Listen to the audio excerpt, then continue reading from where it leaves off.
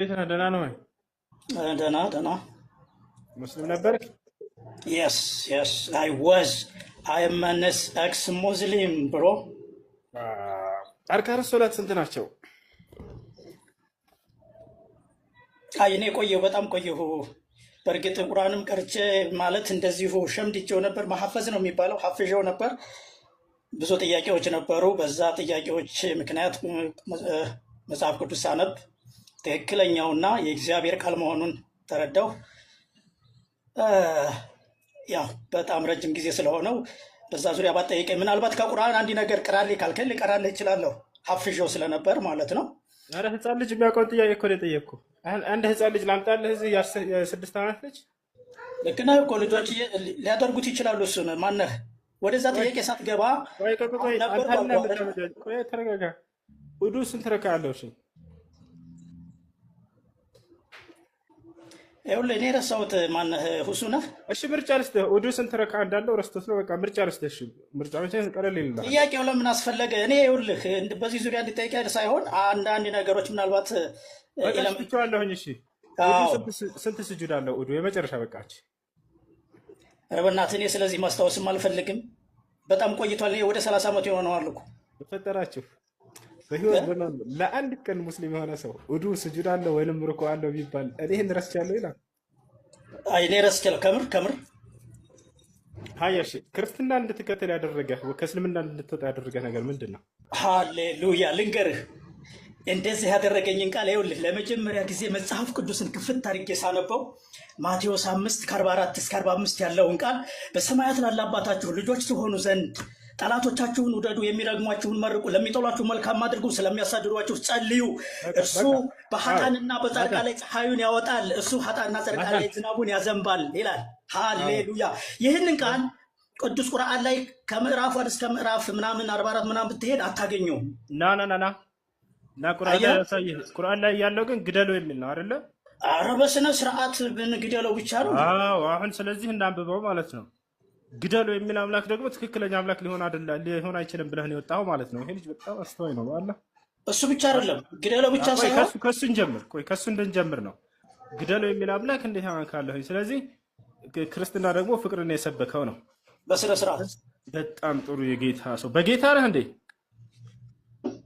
ናች ምን ትላለች? እግዚአብሔር የሰራዊት ጌታ እግዚአብሔር እንዲህ ይላል። አንብባት እስኪ ምን ትላለች? ሁሱ አንድ ነገር ልንገርህ። ናታን ቀጥታ አንብበው። የሰራዊት ጌታ እግዚአብሔር እንዲህ ናታን አንብበው። ቆይ ልንገርህ አባቴ ሁሱ፣ ቆይ ልንገርህ። ቅድም መጽሐፍ ቅዱስን አንብበህ እንደፎከርክ አሁን ደግሞ መጽሐፍ ቅዱስን አንብበው። አውጥቼልሃለሁ። ሃሌሉያ ጀምረው። ስማኛ ልንገርህ። እንዴት ከማንበቤ በፊት አንድ ነገር ልንገርህ። ናታን አንብበው በቀጥታ ናታን አንብበው። አትፍራው። አልፈራውም፣ አነበዋለሁ። ግን አንድ ነገር ልንገርህ። ስማኛ አንብበው። ሰውየው ይሄ ነው እኮ ችግራችሁ። እስላሞች የሆነ ግብዝ ነገር ናቸው። ይሄ ነው ችግራችሁ። መንፈሳችሁ ጦጣ መሳደብ ጀመረ። አያችሁ ቅድም ሲፎክር እንዳልነበር አሁን ገዳይ አምላክ ሊሆን አይችልም አስብየው አሁን እግዚአብሔር ገዳይ እንደሆነ ላሳየው ነው። ገብታችኋል አይደል? አንብበው። ወንድ ልጅ ከሆንክ በመጽሐፍ ቅዱስ የማታፍር ከሆንክ አንብበው። ናታን አንብብ። ካላነበብክ እንዳነበልሃለን እና አንብበው። ስትፎክርብን አልነበር እንዳሁን? ያው እግዚአብሔር ህፃናቶችን ግደሏቸው እያለ ነው። ብላቴናዎችን ግደሏቸው እያለ ነው። ሴቶችን ግደሏቸው እያለ ነው። እና ላሳየህ ናታን ናቲሻ ከእስልምና እንዴት ወጣ ወደ ክርስትና እንዴት ገባ ብዬ ጠየቅኩ። ጸጥ እያለ ወርቅ የሆነ የህይወት ቃል ነገርኩህ አባቴ። ፈጣሪ ረጋ በል እንጂ ድል ስታይ እንዴት ወደ ክርስትና ገባ ስለው ማቴዎስ ወንጌል ምናምን አለና በቃ ስለ ፍቅር ሰበከን። ገብታችኋል አይደል? በስነ ስርዓት ያንን ቃል ቁርአን ውስጥ የትም ቦታ አታገኘው።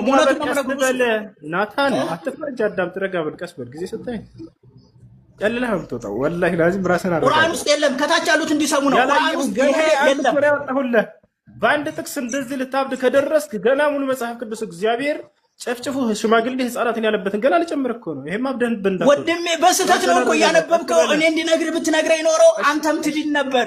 ነገ እኮ በእግዚአብሔር ፊት ሁላችንም እንቀርባለን በተናገርነው አንደበት። አንተ ብዙ እየሳትክ እንደሆነ ስላየው ነው። በእውነት ዛሬ መልእክት ነው ላንተ። ነገ በእግዚአብሔር ፊት እኮ ስለተናገርከው ነገር ትጠየቃለህ። ብዙዎችን ስላሳትከው ነገር ትጠየቃለህ። ሞት አለ። ረጋ በል ቀስ በል። እኔ እርግጠኛ እኮ ስለሆንኩ ነው። አላህን ራሱ እንዴት እንዳደረኩላ ልንገርህ። በኢየሱስ ስም ስለው ይኸው ከላይ ላይ አሽቀንጥሬ እንደጣልኩ። ይኸውልህ ስለ አላህ እኔን ትጠይቀኛለህ፣ እኔ እናገራለሁኝ። አሁን አንተ ክርስትናህን ልትገልጽ ስለፈለክ በፍቅር መልክ ልትገልጸው ፈለክ። ይህ በፍቅር መልክ ልትገልጸው የፈለግከው አምላክ ግን ህፃናቶችን፣ ሴቶችን፣ ሽማግሌዎችን ግደሉ እያለ ነው። ምን ትላለህ? በጣም ጥሩ። እንደዚህ ተረጋግተህ እኮ ብትጠይቀኝ በእውነት እኔ በትህትና ለማውራት ነበር የገባሁት። ግን አንተ ግዴታ አንብበው አልከኝ፣ የሆነ ነገር ሳልነግርህ ማለት ነው። አሁን ከፈቀድክልኝ ላውራ አይሰማም። እያወራህ ነበር እኮ እንደገና እያስፈቀድከኝ ነው ወይስ ነገር ፍለጋ ነው? ነገር ፍለጋ አይደለም። እሺ በቃ ልቀጥል። እሺ ታንኪዩ እሱ ናታን በቃ እንድታስረዳን ዘንድ ጥቅሱን እየሰጠን ብታብራራለን ብታስተምረን በጣም ጥሩ። እሺ አሁን እኔ ላውራና እቀጥላለሁ። እሺ ካስቀጠልከኝ ማለት ነው። ጥቅሱን ሰተንህ እያስተማርከን ብንሄድ አይሻልም? እንደሱ አይደለም። የሆነ ነገር ላውራ መጀመሪያ ልንገርህና ግራውንድ ላስይዝህና የሚስማማ ከሆነ እንቀጥላለን፣ የማይስማማ ከሆነ ደግሞ እንተዋለን እኮ። እሱ ጊዜ ማባከን አያስፈልግም። አዳም ትረጋ በል። ይኸውልህ ለመማማር እስከሆነ ድረስ ሁለታችንም እምነት አለን። የእምነት ባተን በልልን። አንደኛ ሳሙኤል ምዕራፍ 15 ቁጥር 3 ላይ አምላክህ ህፃናቶችን ግደሏቸው ይላል፣ ብላቴናዎችን ግደሏቸው ይላል፣ ሴቶችን ግደሏቸው ይላል። እስኪ ላብራራልን። ናት ይቀጥል። በጣም ጥሩ ሁሱ። ከታች ያላችሁትን በትኩረት እንድትሰሙኝ እፈልጋለሁ። እግዚአብሔር አምላክ የተባረከ ይሁን። ምን መሰለህ፣ በክርስትና ሃይማኖት ሁለት መጽሐፍ አለ፣ ብሉይ ኪዳንና ሐዲስ ኪዳን የሚባል። እናንተ የምትኖሩት በህግ ዘመን ነው፣ በሙሴ ዘመን ነው። በህግ ልክ ነህ እንደዛ ይባል ነበር። ጌታችንና መድኃኒታችን የፍቅር አምላክ ኢየሱስ ክርስቶስ መጣና ያንን ህግ ወደ ፍቅር ቀየረው። ገብቶሃል አይደለ? በህግ አልተቻለም። ሰው በመግደል መኖር አልተቻለም። በህግ መኖር አልተቻለም። 10ቱን ትእዛዛት በመጠበቅ አልተቻለም። ጌታ ኢየሱስ ክርስቶስ መጣና ህይወት በጸጋ እንጂ በህግ አይደለም አለ። መሐመድ ደግሞ ከ500 ዓመት በኋላ መጣና ህጉን አስቀጠለው። ስነ ስርዓት መሐመድ ምናምን አትበል። የተጠየቀው ስለ መጽሐፍ ቅዱስ ነው። እሱ ላይ አብራራና ስትጨርስ ስለ መሐመድ እኔን ትጠይቀኛለህ፣ እኔ አወራሃለሁ። በመሐመድ ላይ ጥያቄ ካለ ሰለላሁ ዐለይሂ ወሰለም ቆይ ተረጋጋ። እሺ በጣም ጥሩ። ስለዚህ እዚያ ቦታ ላይ ያ የኛ ህግ አይደለም እያልክ ነው? እሱን እየካድክ ነው ወይስ ምንድን ነው? ግልጽ አድርግ። በጣም ጥሩ። እየካድኩ አይደለም። ያ በህግ ዘመን በሙሴ ዘመን ነው። እኛ ጋር ብሉይ ኪዳንና ሐዲስ ኪዳን የሚባል አለ። በብሉይ ኪዳን ዘመን ሰዎች በህግ ነበር የሚኖሩት። በህግ ሲኖሩ ልክ እንዳልከው ጦርነት አለ፣ ሌሎች ላይ ይዘምቱ ነበር። እንደገና ህጉን ነው ሲያስፈጽሙ የነበሩት። 10ቱ ትእዛዛት ተሰጥተዋቸው ነበር፣ ሌሎችም ጭምር ማለት ነው። በሙሴ በኩል በነቢዩ ሙሴ በኩል ማለት ነው። ያንን ህግ ነበር የሚከተሉት። በህግ ግን መኖር እንዳልተቻለ ጌታ ኢየሱስ ክርስቶስ መጥቶ አስተማረ። ምን አለ? እሺ ወንድሜ፣ እሺ ተባረክ። እሺ ስለዚህ በህግ መኖር እንደማይችሉ ጌታ ኢየሱስ ክርስቶስ ነገራቸው። እንዴት ነው የማይችሉት? እነሱ የሚያዩት ህግ መጠበቃቸውን ነው። ነገር ግን በልባቸው ክፋት፣ ምቀኝነት፣ ተንኮል፣ ነፍሰ ገዳይነት ሞልቶ ነበር። ጌታ ኢየሱስ ክርስቶስ መጣና ህግን ስለጠበቃችሁ የዳናችሁ አይምሰላችሁ፣ ስለዚህ ልባችሁን ጠብቁ፣ ፍቅር የሚመነጨው ከልብ ነው ብሎ ያንን መግደል፣ ማሰር፣ መፍታት የምትለው መግፋት የምትለውን ነገር አስቀርቷል። ጌታ ኢየሱስ ክርስቶስ ፍቅርን ሰብኳል። ከአዲስ ኪዳን ጀምረን አሁን እኛ እየኖርን ያለ ነው። ስለዚህ በህግ መኖር እንደማይችሉ ጌታ ኢየሱስ ክርስቶስ ነገራቸው። እንዴት ነው የማይችሉት? እነሱ የሚያዩት ህግ መጠበቃቸውን ነው። ነገር ግን በልባቸው ክፋት፣ ምቀኝነት፣ ተንኮል፣ ነፍሰ ገዳይነት ሞልቶ ነበር። ጌታ ኢየሱስ ክርስቶስ መጣና ህግን ስለጠበቃችሁ የዳናችሁ አይምሰላችሁ፣ ስለዚህ ልባችሁን ጠብቁ፣ ፍቅር የሚመነጨው ከልብ ነው ብሎ ያንን መግደል፣ ማሰር፣ መፍታት የምትለው መግፋት የምትለውን ነገር አስቀርቷል። ጌታ ኢየሱስ ክርስቶስ ፍቅርን ሰብኳል።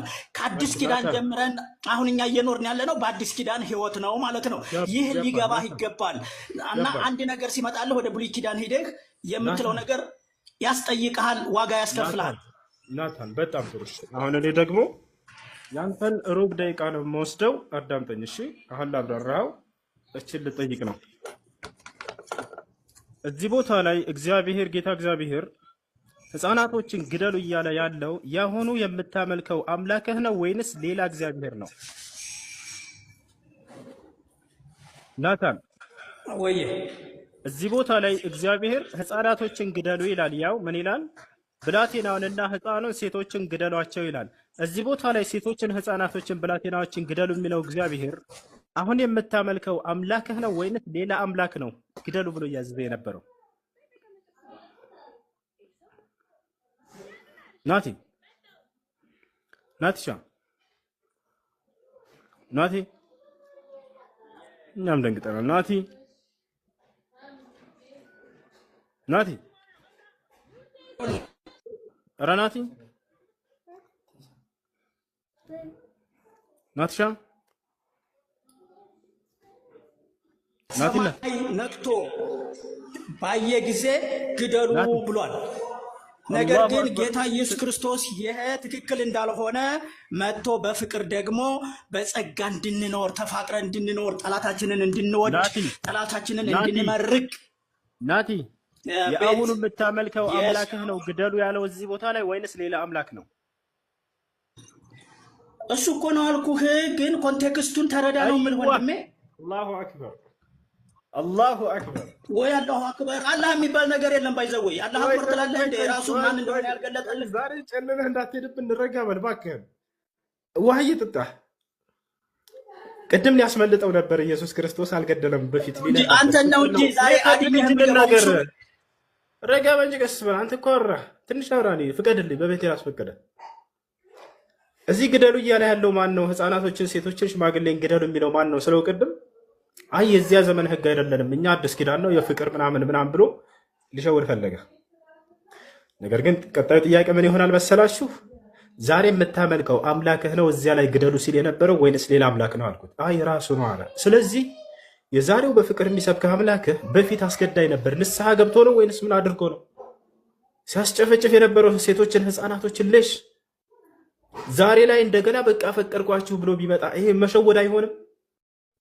ቅድሚያትህን እናት አባትህን ሲያስጨፈጭፍብህ የሆነ ሰው ሲገላቸው መጣና ግደሏቸው እያለ ህግ አውጥቶ ዛሬ በአንተ ጊዜ መጣና ደግሞ ዛሬ ፍቅር አምላክ ነው ፍቅር ህግ ነው ያወጣሁላችሁ ቢል ቅድሚያቴን አስገድለህ የሚል ጭንቅላት ላይ አይመጣም? ኧረ ሁስታው እንደሱ አይደለም ነው እንጂ ናቲ። ቆይ እንጂ ወንድ ልጅ አንዴ ረጋ ብለህ አስብ። የምትጠየቅበትን ነገር እያወራ እኔ እኮ ላዲንህ ዛሬ ላዲንህ ነው እኮ የመጣሁት። በጣም እየሳትክ ነው አንተ ናቲ። የምታመልከው አምላክ ራሱን አያድንም አይደለም አንተን ልታድን ማለት እሱን ያኔ ታወራለህ፣ ከእሱ ጋር ታወራለህ። ሞት አይቀርም፣ አየህ ትሞታለህ። በፊቱ ነው የምትቀርበው። ሁሱ ሌሎች እንዲሰሙ ብቻ ነው የምፈልገው። ኢየሱስ ክርስቶስ ራሱን አያድንም። ጠላትህን ውደድ የሚል አንድ እንኳን አንቀጽ የሌለው ያንተ መጽሐፍ ና ኢየሱስ ክርስቶስ አምላክህ ራሱን አያድንም። ና ላሳየህ። እሱን ትናገራለህ። እሱ ፊት ስቀርብ ታወራለህ። እሱን ና እዚሁ ነው እንጂ የማወራው። ያው ራሱ ነግሮናል ኢየሱስ እንደማያድን ራሱን እዚሁ ነው የማወራው። እሱን አንተ ይኸውልህ በመንፈስ ቅዱስ ስላልሆንክ አንተ ብዙ እየሳትክ ነው ያለኸው። ና ያው ኧረ በእናትህ ይኸውልህ አንድ ነገር ልንገርህ። ተረጋጋሽ። ነገ መሞትህ አይቀርም። በጌታ በኢየሱስ ክርስቶስ ሕያው አምላክ ፊት መቅረብህ አይቀርም። በዚች አንደበትህ ብዙ ታወራለህ። ይኸውልህ መልሱን ትሰጥበታለህ። ለማዳመጥ ራሱ ዝግጁ አይደለም። ምንም ማድረግ አይቻልም። አያቸው ክርስቲያኖች በቃ እንዲህ ናቸው። ምን ይላል እዚህ ቦታ ላይ ኢየሱስ ክርስቶስ ራሱን ማዳን እንደማይችል አንተ መንፈስ ቅዱስ ስለሌለህ ብዙ መረዳት ይቀርሃል። ይሄ መጽሐፍ ቅዱስ የምትረዳ ኢየሱስ ዛሬ ባላ እንዳያብድብን እናወርደው እንደ ባላ ጨለለ ኢየሱስ ክርስቶስ ምስክር ነው። ነው የምትገባው አይደለም። እውነቴን ነው። ሁሱ ተመለስ። ጌታ ኢየሱስ ክርስቶስ እሱ ፊት ትቀርባለህ። ገሃነመ እሳት ነው የምትገባው። እሱ ዝም ብሎ አምላክ እንደ ዘዳግም 23ን ክፈትለት በኢየሱስ ስም ያንብብልን፣ ወይንም ይረጋጋል። ያን አባቴ በመንፈስ ቅዱስ ሳትሆን የእግዚአብሔርን ቃል ልትረዳ አትችልም። ይረጋጋል ምናምን ትላለህ። እያዳንኩህ ነው ያለሁት። መልእክት ነው ዛሬ የምነግርህ ያለሁት። አባ ዳግመኛ እንገናኝም ላልገባም እችላለሁ። እኔ ከአንተ ጋር የምለፋለፍበት ጊዜም የለኝም ወንድም። እንድትድን ነው እስከ አዲስ ምበል ውሃ ጠጣ በአላህ ኧረ እኔ እየበላሁ ነው። ይኸው አይሰማህም እንዴ? እየበላሁ ነው።